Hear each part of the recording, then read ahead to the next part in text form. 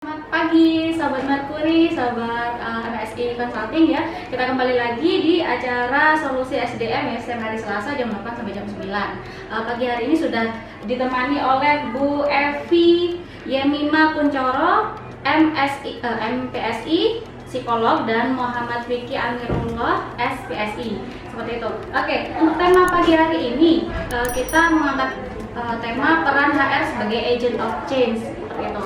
Untuk mempersingkat waktu, gimana nih kalau kita langsung bahas di apa yang ahlinya. Oke, dengan Bu Evi, saya boleh tanya bagaimana sih peran strategis HR sehingga dapat menjadi bisnis partner bagi owner? Oke, ketika kita menjadi bisnis partner, kita harus bisa jadi agents of change gitu ya, yang melakukan transformasi, perubahan mulai dari tidak hanya di level atas dengan policy, tetapi dengan people, kemudian juga dengan metodenya yang seperti apa, sehingga perubahan itu benar-benar dirasakan lah oleh semua jajaran gitu.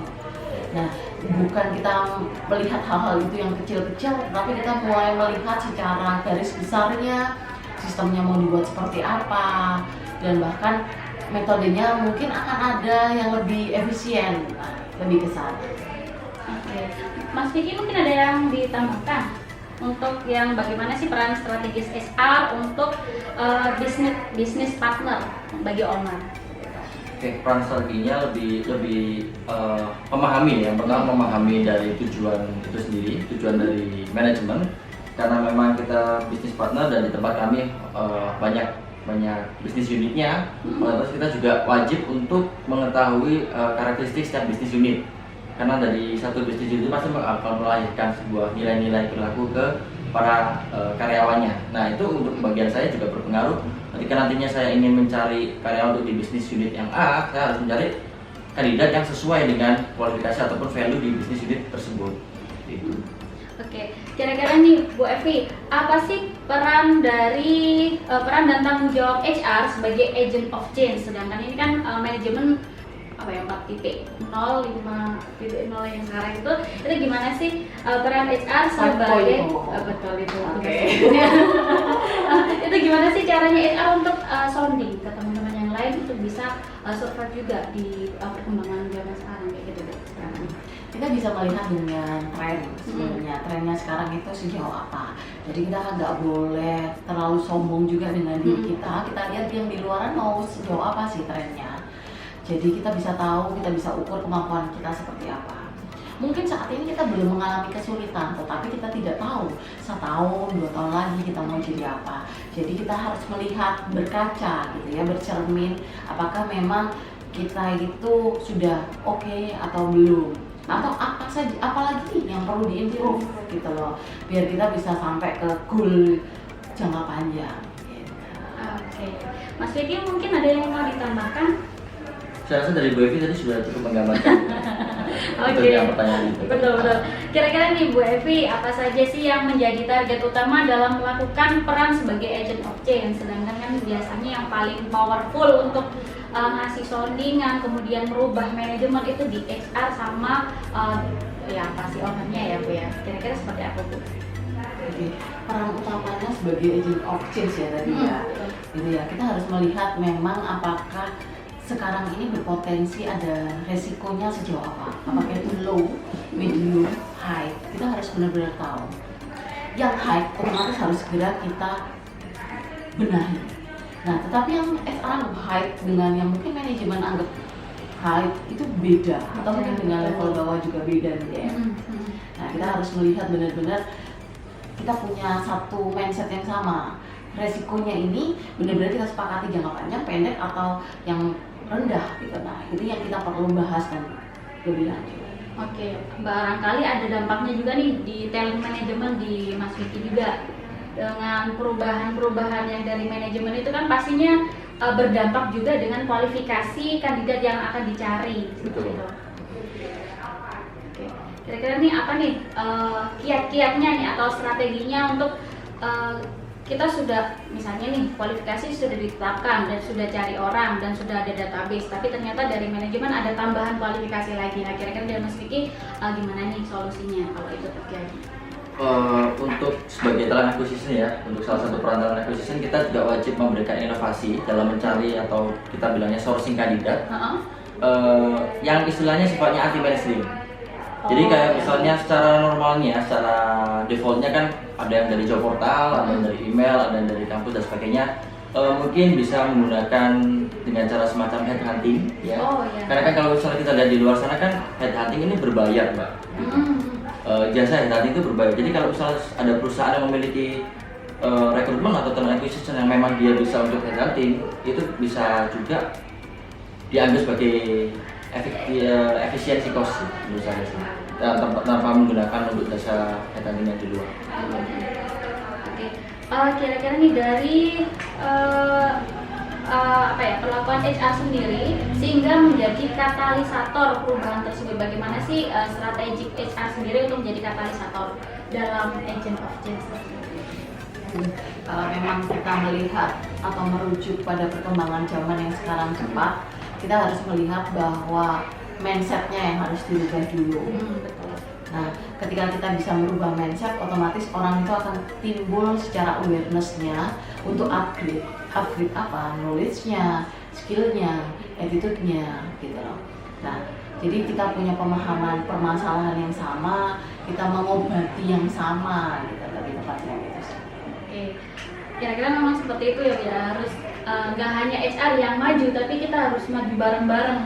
Itu yang Collaboration. Betul, kolaborasi. Kalau zaman dulu sih saya juga seringnya kayak MPD harus kolaborasi sama marketing, karena kan marketing yang jual, R&D yang improving produk, seperti itu Bu.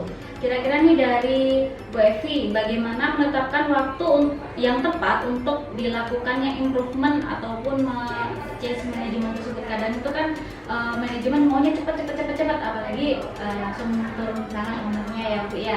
Pastinya mintanya, oh ini bisnis teman saya gini, langsung dia maju. Gimana nih caranya kita untuk bisa survive seperti itu? Gitu. Sedangkan kalau di lapangan itu kita butuh tenggat waktu, gitu. Gimana? Perubahan itu dimulai bukan harus dari atas atau ke bawah juga, tapi perubahan itu dimulai dari diri sendiri. Kapan itu perubahan harus dilakukan gitu? Ya sekarang ini gitu loh. Jadi kalau misalnya kita udah merasa lebih baik hari ini, besok kira-kira apa lagi nih yang harus lebih baik? Gitu.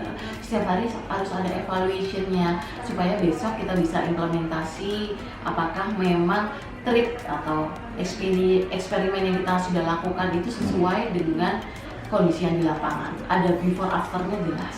Oh iya, ada alat ukurnya sendiri. Alat ukurnya, betul. Ini jagonya Devini. Oke, kalau dari talent manajemen sendiri Mas Vicky, gimana nih cara memastikan kayak gitu perubahan tenggat waktu dari improvement itu dilakukan? Biasanya kalau yang ini perubahannya lebih cepat nih Mas. Yang pasti yang pertama kita juga identifikasi kebutuhan tersebut ya, seberapa urgent ya. Dengan kita tahu mengidentifikasi kebutuhan tersebut seberapa urgent, kita jadi bisa menetapkan timeline untuk setiap prosesnya. Kita ini menetapkan deadline-nya atau pengerjaannya selesai dalam berapa lama setiap tahapannya. Jadi yang pasti menurut saya sih paling utama sih kita harus identifikasi kebutuhan tersebut. Kalau misal ada request dari user atau dari manajemen minta A misalnya, beliau mintanya seminggu, nah otomatis hari kita juga nggak bisa langsung iya aja. Kita juga harus mengidentifikasi apakah memang memungkinkan, measurable atau achievable untuk kita lakukan dalam seminggu tersebut. Rata-rata kalau di talent acquisition seperti itu saya ambil 2 jalur biasanya Mas ya. Kalau dari scope deadline, posisi apa ini yang ketika dicari di lapangan dia membutuhkan waktu berapa lama, sedangkan kebutuhan dari perusahaan sendiri berapa lama. Biasanya saya ambil rata-rata. Misalnya dari perusahaan butuhnya 1 bulan dia harus ketemu orangnya, sedangkan dari tingkat kesulitan pencarian kandidat yang dicari manajer misalnya itu susah, manajer IT developer itu biasanya susah, itu kira-kira 30 hari sampai 45 hari, itu nanti di rata-rata. itu batas tenggat waktunya biasanya saya ambil kayak gitu. Berarti hampir semua industri juga sama ya, meskipun startup nggak harus 1 minggu harus ketemu, itu kan jatuhnya nanti kandidat yang kurang qualified ya yang di hire ya. Iya betul. Jadinya turnovernya tinggi. Nah benar, jangan asal hire, biasanya kayak gitu. Jangan kejar waktu aja, tapi harus sesuai dengan kualifikasi yang dimau oleh perusahaan. Oke, dari Bu Evi sendiri nih, bagaimana memastikan agar perubahan tersebut dapat berjalan konsisten? Yang paling susah itu adalah konsisten. Saya juga ngalamin nih Bu. Dari Bu Evi mungkin ada tips dan strateginya seperti apa? Kalau kita bicara soal konsisten, kita akan mikir, aduh, nggak selesai-selesai nih, gitu kan, projectnya kok nggak selesai-selesai, bukan gitu kan. Tapi kita harus melihat sebenarnya evaluasinya seperti apa. Kita bisa konsisten lagi itu dengan cara apa? Sumber-sumbernya dari mana? Ada orang tuh kalau ada masalah baru tanyanya, loh kenapa kok gitu masalahnya? Kenapa kok ini terjadi gitu? Tetapi coba deh kita melakukan yang namanya preventif, kuratif, sehingga kita bisa how to konsisten gitu ya. Dengan apa? Melibatkan sumber-sumber yang ada. Dulu mungkin pergerakannya paling kelihatan kalau cari karyawan gitu, kita lagi butuh untuk full stack network operation gitu ya. Nah itu dulu bergeraknya mungkin lewat satu media sosial saja, atau dulu hanya surat kabar. Nah sekarang sudah sangat banyak sekali platform-platform, baik itu yang sifatnya kecil gitu ya, ataupun juga yang sampai diakses di seluruh Indonesia, tanpa kita harus sebenarnya, kalau kita butuh karyawan misalnya di luar kota, tanpa harus kita ke sana gitu. Nah itu kan kita harus benar-benar melek soal teknologi, melek soal di lingkungan sana seperti apa. Memang harus open mind juga ya. Open mind. Kalau nggak gitu kita ketinggalan zaman ya Bu ya. Oke, yang terakhir nih Bu Evi, ada kala bargaining power HR kurang ataupun kurang mendapat dukungan penuh dari manajemen. Langkah-langkah apa aja sih yang dapat dilakukan sehingga tetap dapat mengikuti perkembangan tersebut? Selagi itu baik, pasti manajemen itu support. Gitu. Selagi kita bisa menyuguhkan sebuah data dan fakta dan resiko, itu manajemen pasti akan support. Kalau kita cuma menyuguhkan data, misalnya benchmark di tempat yang lain seperti ini, tapi kita nggak menyuguhkan memang resikonya sejauh apa, ya ide kita cuma sekedar ide gitu. Harus berjalan balance ya Bu. Support toolsnya, support biar ide-idenya bisa diterima. Rata-rata ini Bu, di talent acquisition itu kebanyakan manajemen mintanya banyak tapi keterbatasan manpower. Ini juga saya dulu pegang 3 perusahaan dan salah satunya ada startupnya juga.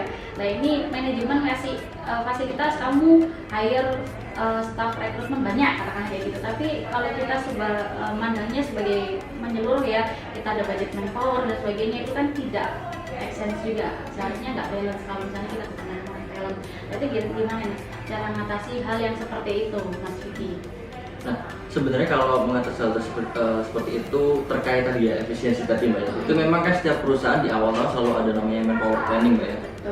Bisa berasal dari berangkatnya dari semacam dari budget, bisa juga dari WLA, workload analysis. Nah, selama perusahaan sudah bisa provide data budgetnya untuk setiap manpowernya dan juga provide WLA-nya, saya rasa itu jauh lebih bisa dirumuskan. Jadi nggak salah-salahan, oh untuk tahun depan kita butuh 3 talent acquisition, itu bakal berkurang kayak gitu. Pasti berangkatnya dari data selama memang perusahaan tersebut sudah bisa provide ya. Gitu. Ada ini kan omset juga yang tidak ada utama, omset turunannya ke manpower, turunannya ke breakdown-nya banyak. Oke, terima kasih atas waktunya Bu Evi. Sama-sama Devi. Oke, terima kasih sahabat Mercury, sahabat MSI. Jangan lupa nanti di subscribe, di komen ataupun di like untuk uploadan di depan kita. Oke, terima kasih. Selamat pagi semua.